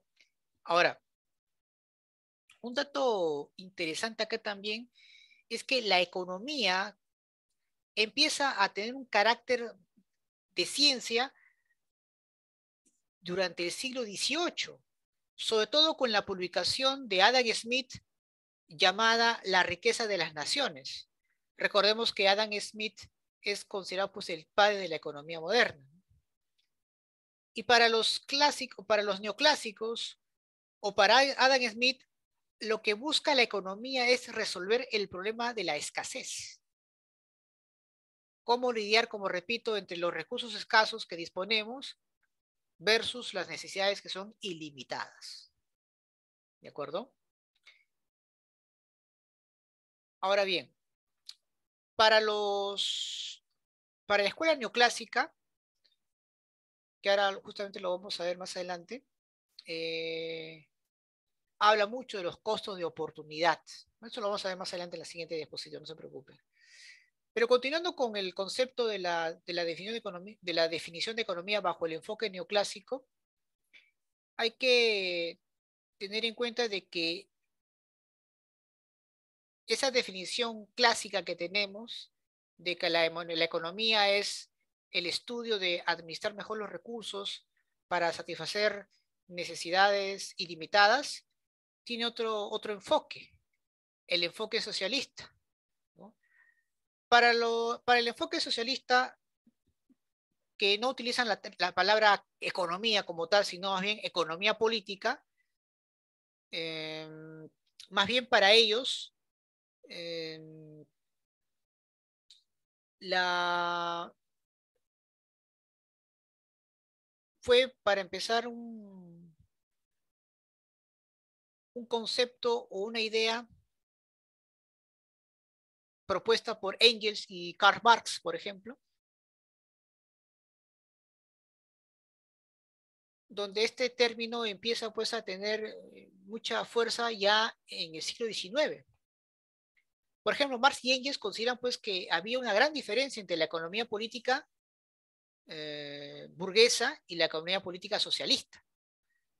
La primera claramente pues defiende los intereses de la clase capitalista y la segunda defiende a la clase proletaria, ¿no? Entonces es algo que hay que tomar siempre en cuenta eso, ¿no? Ahora, este planteamiento de economía política definida por Marx y Engels, ellos señalan pues que la economía política es aquella ciencia que estudia las leyes que van a gobernar la producción, la distribución y la distribución pues de los bienes materiales en una sociedad a lo largo de diversas fases de su desarrollo. Para ellos plantean pues que lo más importante es la forma como la sociedad se organiza para producir estos bienes y servicios. Y que claramente esta relación o esta organización es distinta en cada etapa de nuestro desarrollo de la sociedad. Por ejemplo, él menciona que hubo 4 formas distintas de organización para producir, en la cual pues había un protagonista o había, perdón, un antagonismo, ¿no? Es decir, una serie de contradicciones o de pugnas.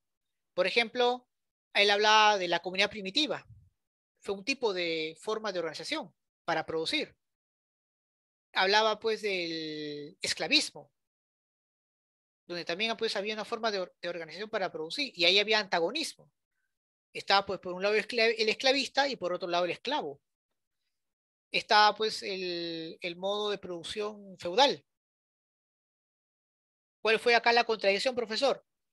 Señor feudal, siervo. Y en el capitalismo vemos también pues claramente una forma de organización para producir, en el cual pues tenemos al capitalista, al burgués, frente al proletariado, ¿no? Una lucha. Ahora tú miras, profesor, y en la comunidad primitiva, ¿cuál fue ahí la contradicción? ¿Cuál crees saber? ¿Cuál crees que ahí exista? ¿Cuál fue ahí la, la contradicción, jóvenes?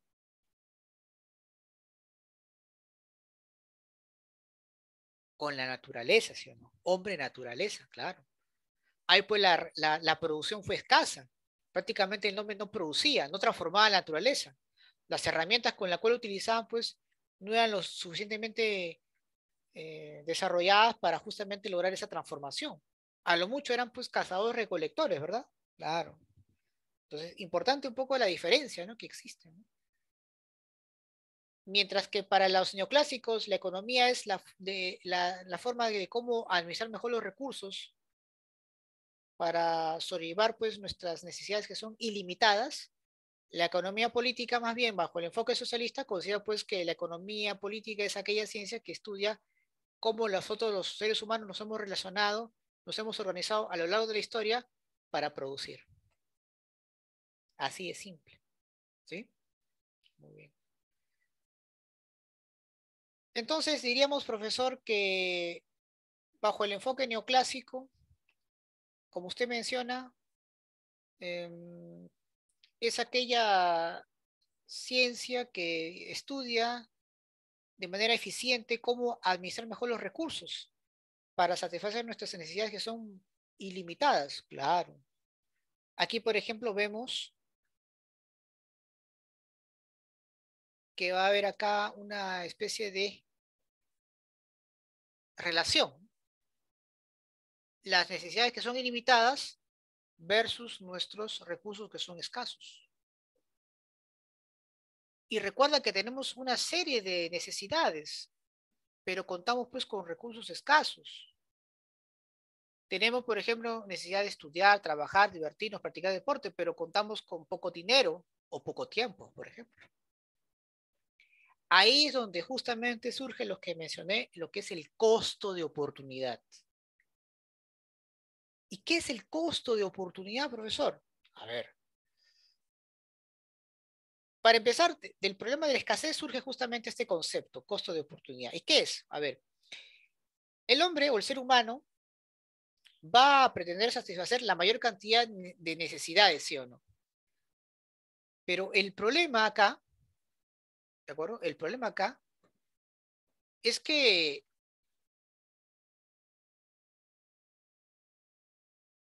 no podrá ser, no podrá ser satisfecho todas ellas, porque no contamos con los recursos necesarios, porque justamente son escasos. Por lo tal, por lo tanto, se tiene que elegir aquella necesidad que le reporte la mayor satisfacción. Y en esa elección, jóvenes, dejará necesariamente de satisfacer a otras como consecuencia de ello. Entonces, la mejor alternativa que se desecha al tomar una decisión se va a denominar costo de oportunidad.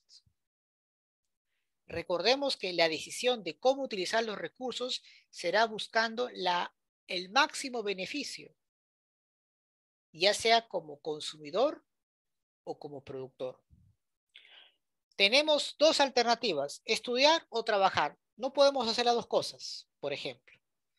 Si elegimos estudiar, nuestro costo de oportunidad, ¿qué cosa sería? El de trabajar. Y así viceversa. Si elegimos trabajar, nuestro costo de oportunidad será estudiar. ¿Correcto? Muy bien. Claro, porque, por ejemplo, si elegimos estudiar, al no elegir trabajar, estamos desprendiéndonos pues de dinero. Estamos desprendiendo de repente de poder comprar nuestras cosas.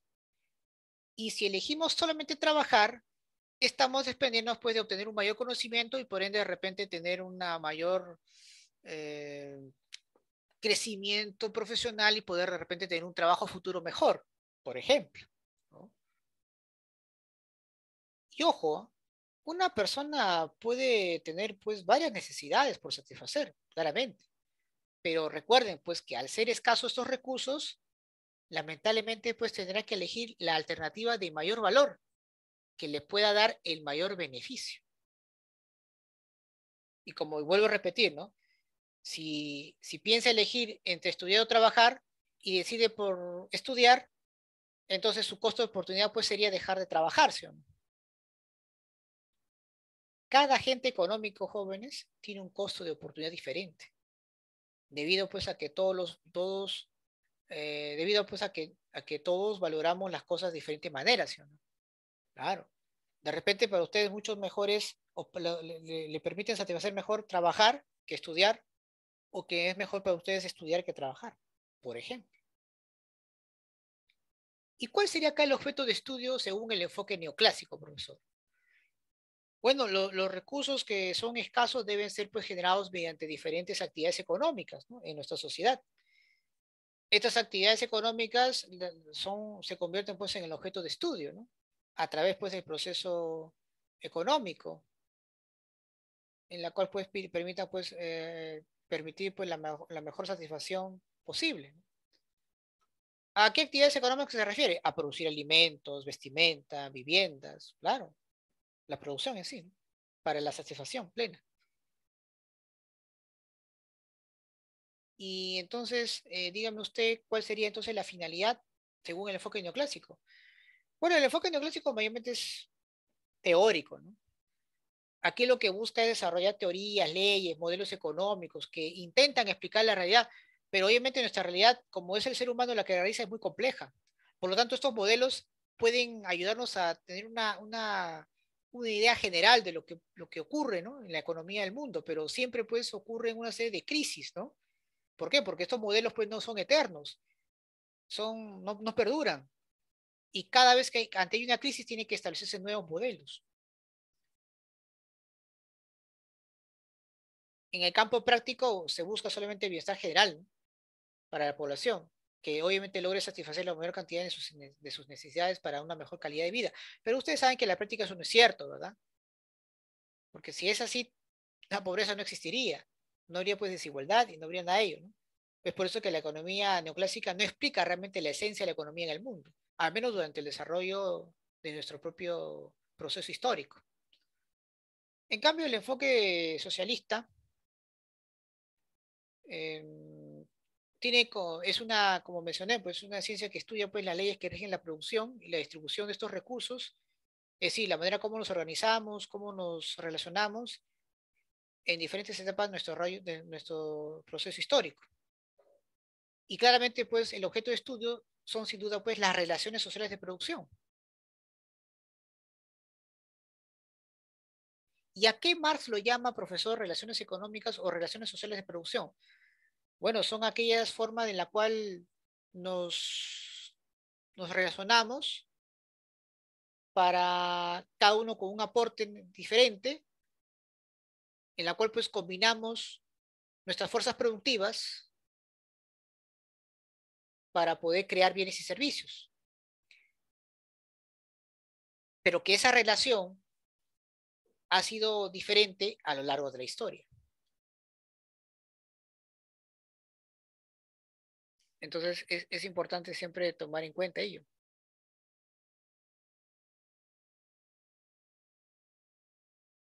Por ejemplo, en el enfoque o en el modo de producción capitalista, por ejemplo, aquí se van a relacionar dos personas, el trabajador y el empresario.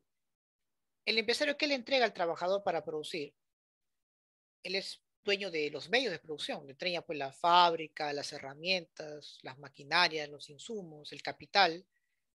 Y el trabajador a cambio, qué le da para producir? Su fuerza de trabajo. Combinan fuerzas, crean bienes y servicios.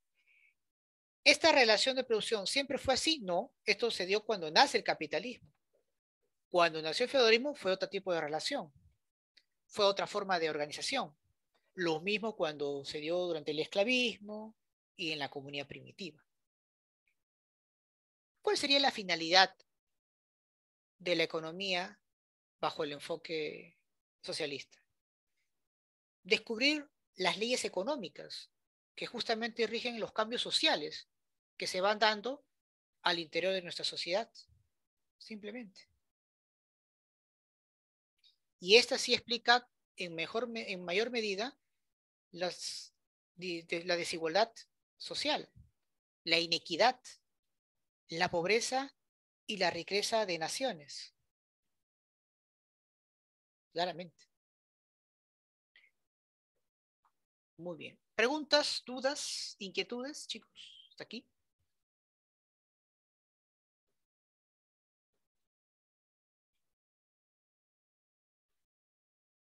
Se observa que la economía, que cuando la familia de Carlos tiene más ingresos, elevan su consumo de bienes. Lo mismo sucede con las demás familias, pero lo que se concluye cuando se elevan los ingresos en general, también se incrementa el consumo, el cual es una ley. Para llegar a esta ley hemos utilizado, ¿qué método? Ah, bueno, aquí me había mencionado o decirles los métodos que utiliza la ciencia económica, ¿no? Hay dos métodos, jóvenes, el método inductivo y el método deductivo. El método inductivo es aquel método en el cual parte de casos particulares para luego, a través de ese análisis, llegar pues a establecer principios, en este caso, generales, ¿no? En cambio, el método deductivo es el método que se parte de un principio y para comprobar su validez se analiza pues casos particulares. En este caso, en este ejemplo que hemos visto, acá primero parte de casos particulares para plantearse leyes generales, ¿sí o no? Ahí cuál sería entonces, ¿un método inductivo o un método deductivo? Pase, inicia o pasa primero por casos particulares. El método inductivo, ¿sí o no? Muy bien. Ahí está. Continuamos. En economía, el uso eficiente de los recursos escasos tiene como objetivo eliminar la pobreza mundial, lograr el equilibrio monetario, satisfacer las necesidades humanas, ¿sí o no?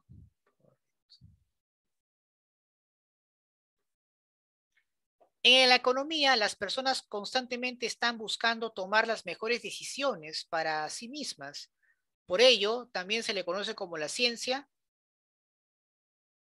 del costo de oportunidad, de la escasez, de la elección o de la oportunidad. ¿Qué dicen ustedes?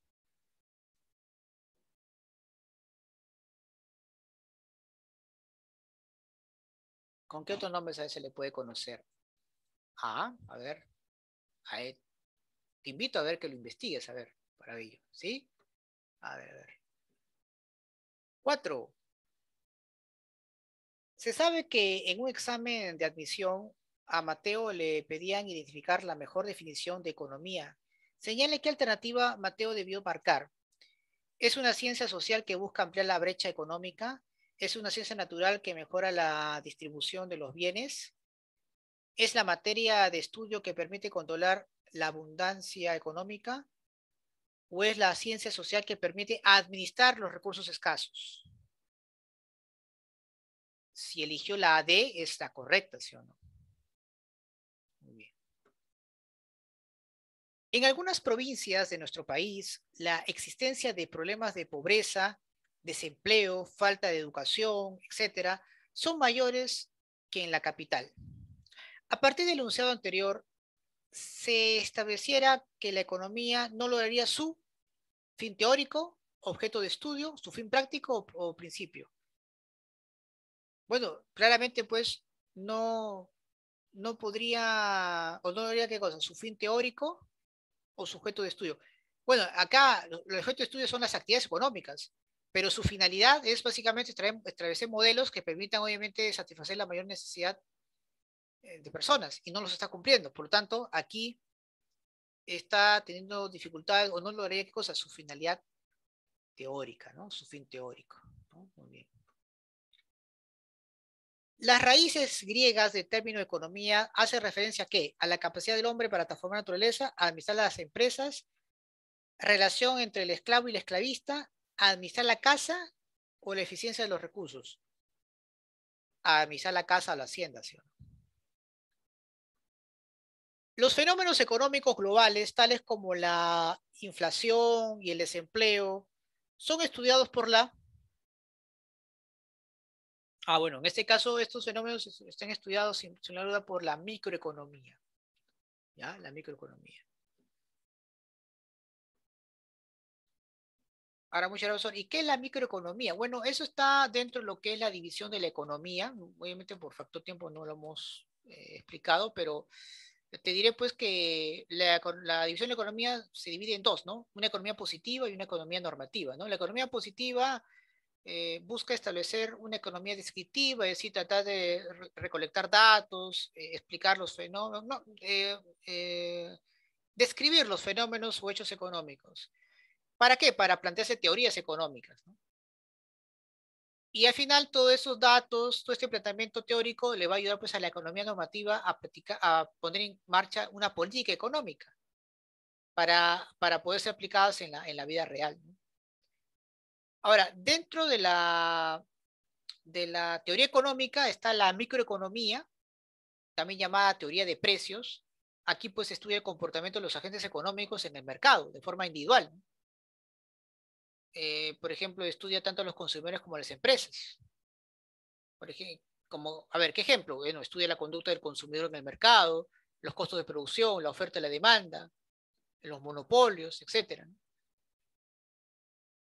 En cambio, en la macroeconomía, también llamada teoría de agregados económicos, estudia pues la economía en su conjunto, que puede ser pues en un país, en una región o en todo el mundo. Aquí lo que se busca es estudiar pues a los agregados económicos, ¿no? Como la producción nacional, el consumo privado, la inversión extranjera. Y el estudio de todas estas variables jóvenes van a permitir pues obtener un análisis mejor de la economía en su conjunto. Por eso se llama pues macroeconomía. Y ahí justamente acá me había equivocado y por ejemplo, el ejemplo que nos acaba de dar sobre lo que es quién estudia pues la inflación, etcétera, de hecho pues es la macroeconomía, ¿no? Porque la macroeconomía se trata justamente de estudiar pues de manera general, ¿no? La crisis económica, por ejemplo, o la deuda externa. Por ejemplo, ahora con el tema del COVID-19, en la cual hemos tenido una recesión económica, ¿quién la estudia? La macroeconomía. Ahí está, la macroeconomía. 8. Cuando se logra reducir la pobreza y mejorar las condiciones de vida de la población, se dice pues que la economía estaría logrando un fin político, teórico, histórico, social o práctico. ¿Qué dicen ustedes?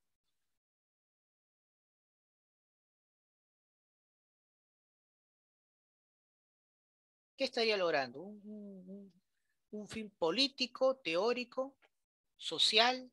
¿Qué dicen ustedes? A ver, vamos, comenten, chicos. No tengan miedo.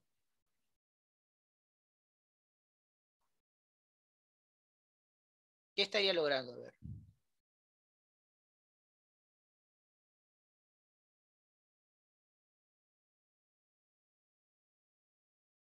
Por ahí dicen social, dicen. A ver, muy bien, a ver.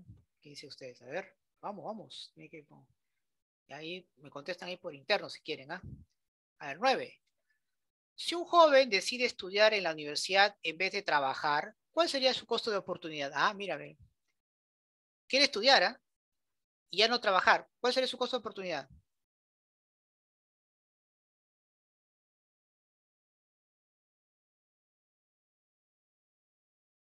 El salario que dejará de obtener por su trabajo, ¿sí o no? Claro.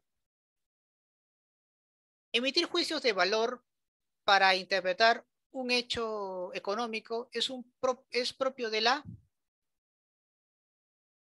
Bueno, justamente hablando de la división de la economía, les he mencionado pues que hay dos tipos, ¿no? Una economía positiva, que estudia lo que es en sí la economía o los fenómenos económicos, y una economía normativa, que es lo que debería ser, ¿no? En este caso, cuando tú emites juicios de valor o interpretar un hecho fenómeno, ya sería pues una economía normativa. ¿Ya? Normativa. Muy bien.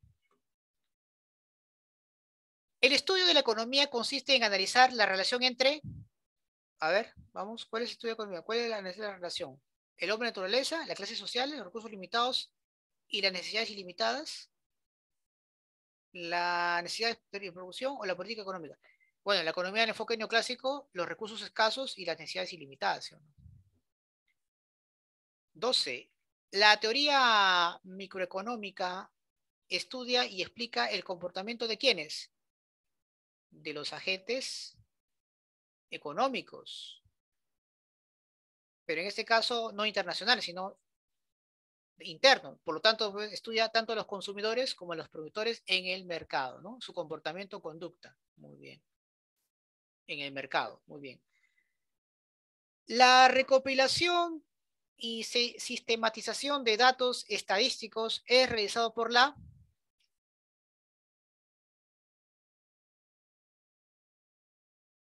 economía descriptiva, ¿no? Muy bien, ahí está. A ver, chicos, esto sí, les pido que lo busquen, ¿ya? Y como lo comentamos eso en clase, porque es importante que también participen, ¿ya? Esta parte lo dejo a usted. ¿Dónde estaba? ¿Dónde está lo que le mencioné que buscar? Ahí está esta parte. Ahí está, ¿no? La 3, ¿ya? Esta parte la vamos a debatir, ¿sí? En la economía, las personas constantemente están buscando tomar las mejores decisiones para sí mismas. Por ello, también se le conoce como la ciencia, ¿ya? Las mejores decisiones, creo que ya tú las sabes, ¿no? Así que ahí les voy a invitar para que lo hagan, ¿no? De hecho, pues no es como la ciencia de la escasez, ¿no? Porque como obviamente busca poder tomar las mejores decisiones, pues obviamente hablamos de la elección, del costo de oportunidad o simplemente de la oportunidad. ¿Qué dices? A ver, a esto te la dejo y lo debatimos si deseas la próxima semana. ¿De acuerdo? Muy bien. Bien, chicos, gracias por su tiempo. Que tengan pues una linda noche, buen fin de semana. Nos vemos pues en una próxima oportunidad, ¿ya? Hay que ir interactuando, chicos, ya, no pierdan, no tengan miedo, vamos a ir interactuando.